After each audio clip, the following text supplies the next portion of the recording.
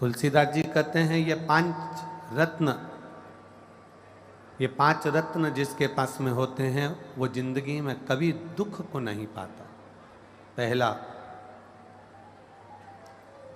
संत का मिलन,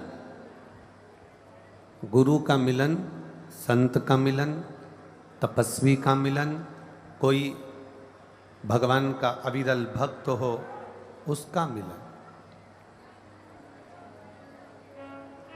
5 रत्न में से एक रत्न है भगवान के भक्त का मिलन, संत का मिलन, साधु का मिलन।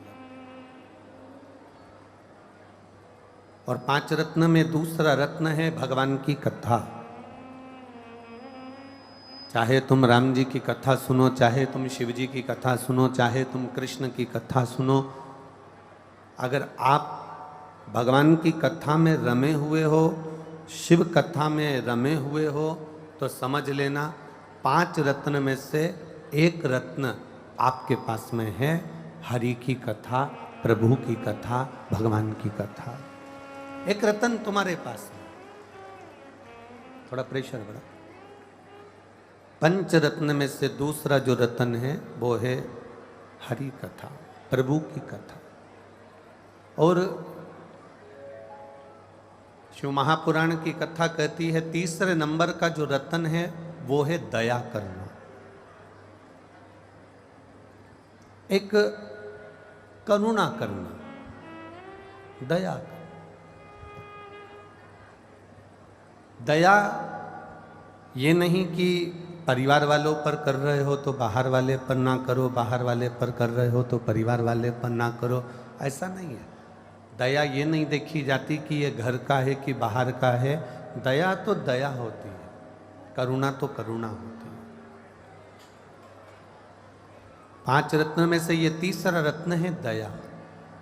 और चौथा रत्न है हमारा धर्म। जिस सनातन धर्म में हम रह रहे हैं, उस धर्म में हम क्या अच्छा कर जाएं, उस धर्म में हम क्या अच्छा कर सकते हैं और क्या अच्छा कर दें, ये धर्म की रक्षा कैसे हो सके। हम लोग अपनी अपनी भाषाओं में कहते हैं धर्म की जय हो, अधर्म का नाश हो, प्राणियों में और विश्व का कल्याण। अर्थात धर्म की रक्षा की बात भी अगर कोई करे तो समझ लो कि वो 5 रत्न में से एक रत्न है हमारा। और 5वें नंबर का रत्न है उपकार कर देना।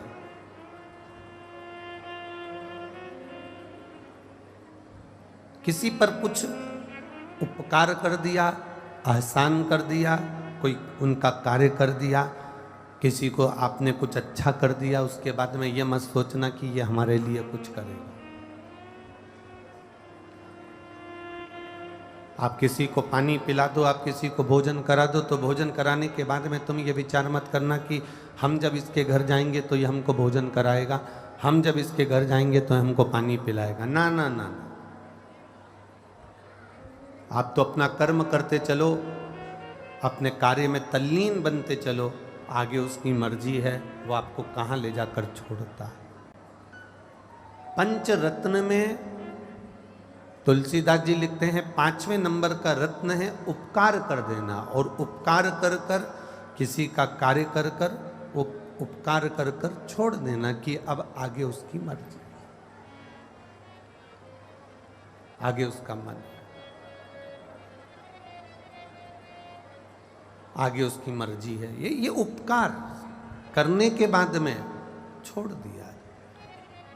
परशु महापुराण की कथा कहती है कि जो ये 5 रत्न हैं, इन 5 रत्न में सबसे प्रबल रत्न कौन सा है, तो कहा इन 5 रत्न में सबसे प्रबल रत्न है किसी संत सतगुरु का, किसी शिव भक्त का, किसी राम भक्त का, किसी कृष्ण भक्त का आपसे मिलन हो जाए।